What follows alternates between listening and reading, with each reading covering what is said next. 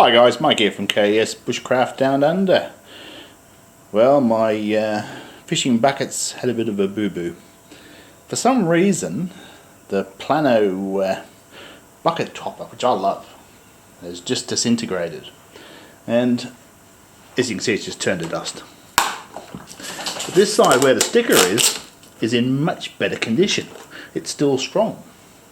And even stranger is the tackle box, which is kept inside. As you can see, it's the same. One of the catches has just gone recently. It's gone brittle as well, and it's not been in the sun at all. Compared side by side with this box, which is 10 years older, there's something really strange going on with it.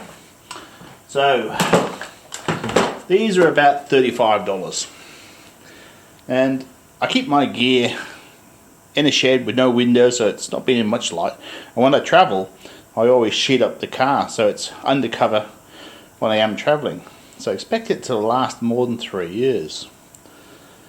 So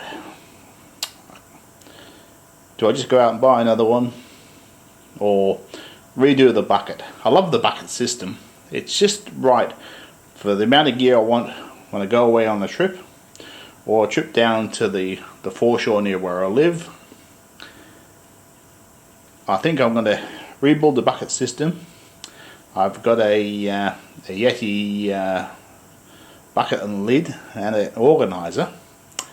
So first I'll show you what I carry in my general purpose fishing bucket, and then we'll go on to building a new system. So the topper itself, basically I keep this is for larger saltwater stuff. So pre-rigged few floats on this side, heavy swivel, so this is basically the heavier side. Below that I've got a few lures, some rigs already made up, basically the heavier stuff on this side.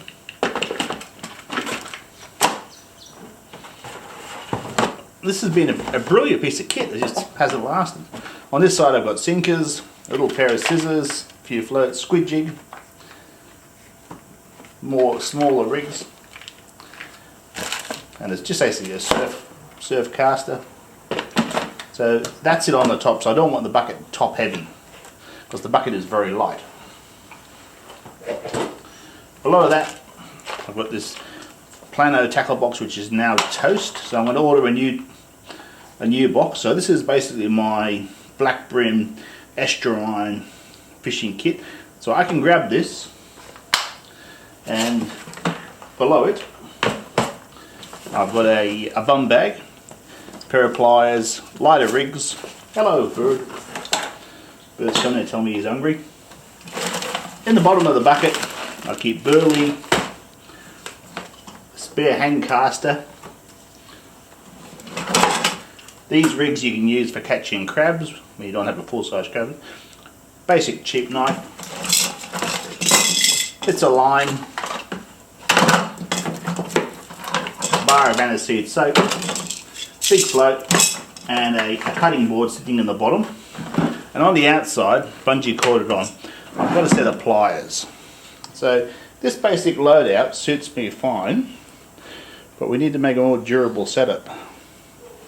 Okay guys, so I'm going to use my Yeti bucket. It's a brilliant bucket. I've got a couple of these. I've got one in a charcoal colour, which I use for warming up water for washing and that with. So I've got a gear caddy. So my thoughts are I'll jig this for fishing. I thought I was going to use it for tools, but I never got around to it. It's got the waterproof lid, this little duck foot valve on it. So that's really strong. So that can double as a seat, which is nice.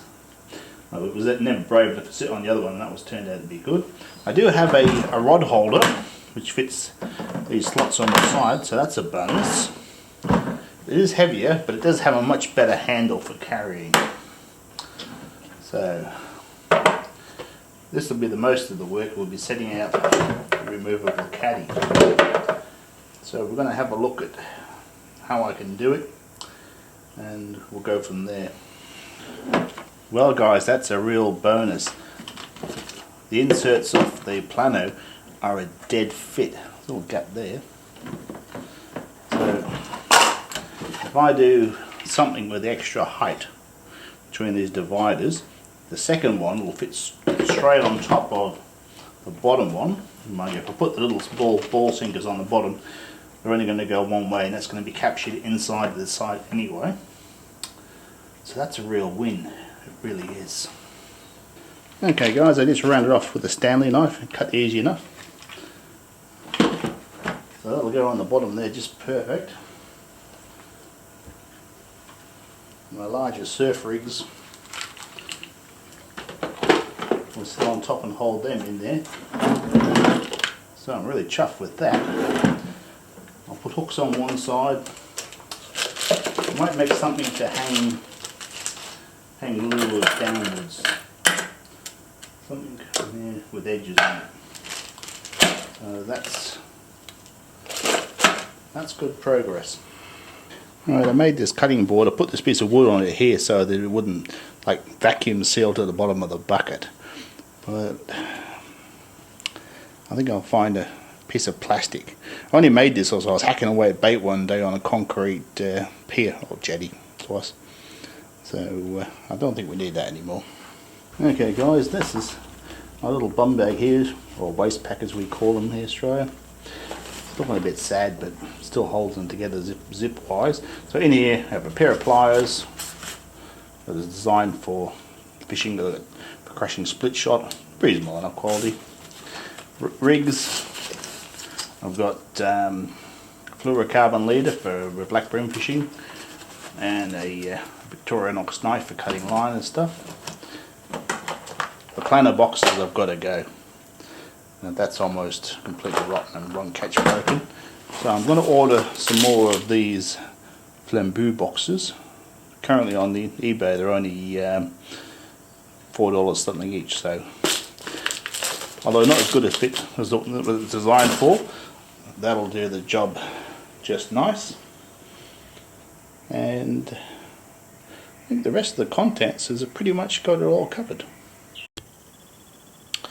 Well guys, worked out really well. It's heavier than my original plastic bucket, but it carries well and it's balanced well, which is what I'm really concerned about.